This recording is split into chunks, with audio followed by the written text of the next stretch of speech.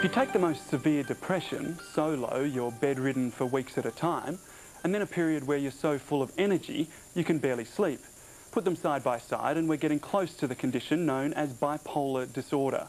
Formerly known as manic depression, it affects close to 1 in 50 Australians. Some keep it hidden, many don't even know they have it, and tragically 1 in 5 cases ends in suicide. Just before the Sydney Olympics, ABC broadcaster and commentator Craig Hamilton was diagnosed with bipolar. 4 years on, and he's written a personal account of his experience, and he joins me now in the studio. Craig, welcome. Thanks, David. Can you just tell us about that dramatic day just before the Olympics, first of all? Yeah, it was the culmination of a 9-month nightmare, I suppose, and the train station and the psychotic episode that happened right on the eve of the 2000 Olympics. It came to a head that day in psychosis. But what we have to understand with the disorder, bipolar disorder, which I didn't know I had at the time, preceding that, the 6 months prior, had been just an awful depression, one that I'd never experienced before in my life, one so severe that I'd experienced suicidal thoughts through that period. There was no reason, external reason, for me to be depressed. So it was very difficult to come to terms with the fact that I was depressed.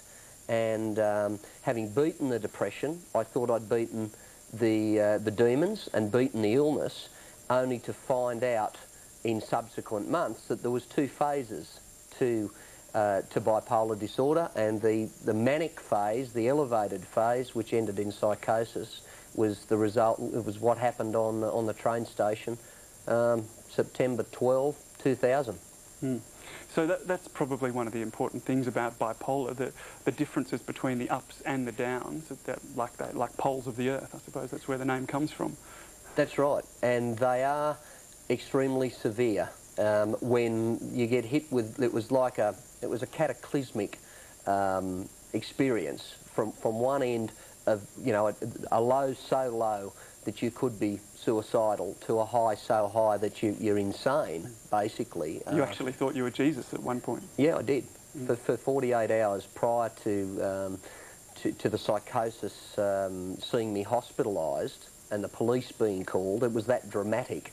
The delusions, that the fact I'd become so detached from reality to believe that I was Jesus Christ reincarnate, you don't get much more insane than that. Yet that is the end result if there is no intervention with this illness. So, you know, the main reason I've written this book is I know I'm not the only sufferer out there. It's an illness that affects 1 in 50 in Australia, and a lot of the time, most of the time, those suffering suffer in silence, and their families battle on in silence as well. Why do you think that is? Because of the stigma associated with mental health generally, because of the humiliation, the shame that society still has with anything that's involving mental health. I mean, it's not a sexy subject. It's not a subject that, you know, there's a vote in, as, you know, Jeff Kennett, who heads up Beyond Blue now, the national initiative for depression and mental illness, that's got to change. We do look at things in a very backward way. Mental health needs to be looked at in the same way as physical health. It's at the forefront, it's paramount to our well-being as a community, and you know, I'm just doing my bit, hopefully, in trying to destigmatise the whole issue and trying to explain it in clear terms. You mentioned some of the symptoms before you were diagnosed and treated earlier on. How do you feel now that you've been diagnosed and treated? I've felt very well for 4 years. My life it's a different life to the one that I led prior to 2000. And, you know, hindsight's 20/20 vision. You look back at those days and you know, my life through my 30s. I mean, this happened, the train station episode happened when I was 37, but you can look back at the years, the 10 years prior to that, you see a pattern of highs and lows, which you don't know at the time. You have no insight into these waves of mood because you're living them, and you think it's normal, And for all intents and purposes, it is who you are. It takes, or it took in my case, an absolutely tremendous fall from grace to open my eyes to the fact that, hey, I've got an illness here. I have a disorder here that needs to be managed, and that's the key to bipolar disorder. You've got to manage it like any other illness. Like someone with diabetes would take insulin, someone with heart disease would take medication to thin their blood.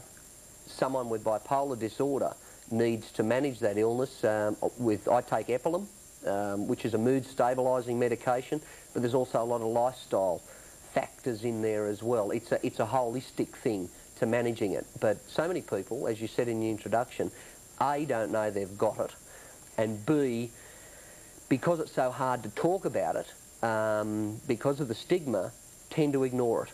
And they do so at their own peril and to the detriment of their own health. Do you think that ignoring of it is, for men, for yourself, and for Australian men at that, do you think that has something to do with it as well? I've got no doubt about that. I've got no doubt about that, because I was one of those Australian men. I'm still an Australian male, but my understanding now of this illness and our psyche as Australian men, when it comes to mental illness or depression, is one of denial. We love to shut it out, not talk about it because it's in the too hard basket, because there's that fear element that, hey, you're not coping.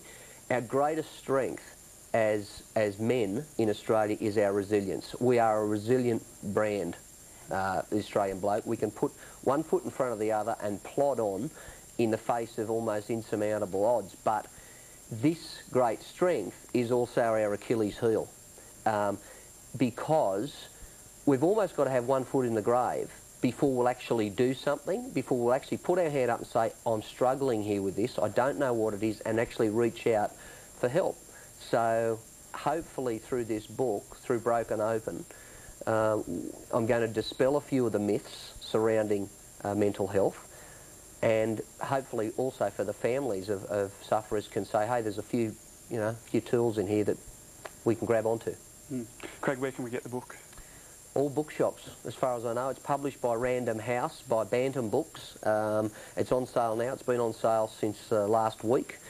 And look, it's going well, which just confirms to me that the issue is an important one. It's the issue here. It's a book about mental health, and it's my story. And it's a pretty rough ride, I've got to say that. Don't read the first 3 chapters at night, but it's also a book of recovery and management. So, please, if you're watching today, I say to, those that are watching, if you're in one of those families, get the book. There might be something in it for you. Yeah. Craig Hamilton, thanks for sharing your story here on Health News Australia. Great to be with you, David. Thanks. And if you'd like more information on any of these stories, you can contact us by calling 1300 30 34 35 or email us at help@skynews.com.au. That's it for this edition of Health News. I'm Nicole Webb. Thanks for your company.